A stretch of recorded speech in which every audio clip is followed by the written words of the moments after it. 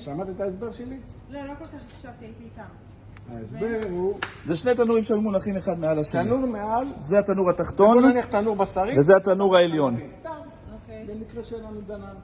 א' כל, ברגע שקורית כזאת שריפה, ראיתי שהרכיבים פה כתובים תרמוסטט, זה תרמוסטט, הנה, עד עכשיו, עם כל הסימנים של האש פה, שמעת את הקליקים?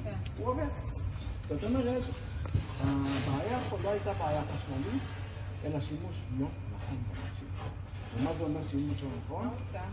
גם בתנור התחתון, ככל הנראה הונח נייר פויל אלומיניום.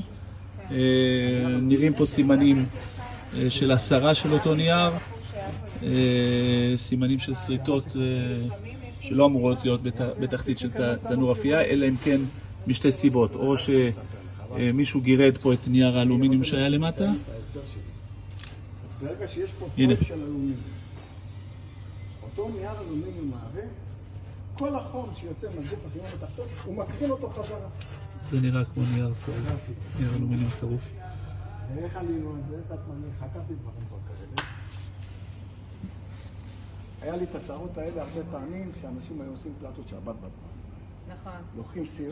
יש תנורים שהם פלטות שבת דרך אגב, יש. אומרים לך שזה לפלטות שבת. אני קניתי אחד כזה. אבל לא על התחתית. אומרים על התחתית, אומרים לך שזה פלטות שבת. בשום אופן לא על התחתית. לא על התחתית של התנור. על רשת, מניחים את זה על רשת, שמים תוכנית שבת. אם תקחי סמך, מה הכוונה סמך? יש רשת הבנתי, כי עגולה החומר כזו, יורד למטה במקום לעלות. שיהיה טיפה אוויר, כן. שיפריד בין הסיר לבין התחתית של וואי, הימיים. ותדע לך שאני קניתי באמת תנור שאמרו לי שזה הפלטה, איזה ככה תנור הנחו קנית? אותי. של שרב לורנס קנית? זה תנור עם גץ שקנית? לא, זה לא מה שהיום יש לי.